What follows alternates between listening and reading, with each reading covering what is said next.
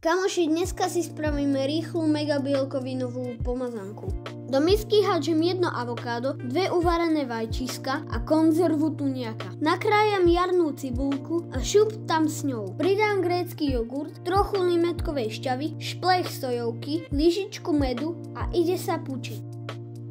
Všetko poriadne premiešam, aby z toho bola krémová bomba.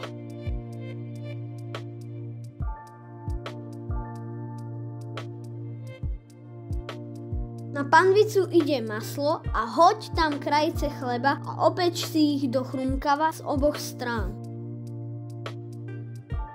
A teraz to hlavné, hrubá vrstva pomazánky. Nešetrí, pár kúskov papriky, trocha jarnej cibulky a podávame. Ulož, zdieľaj, ochutnaj a pre viac takýchto receptov ma nezabudni sledovať. A počuj, daj vedieť, či si ju dal na chleba alebo rovno z lyžicou z misky.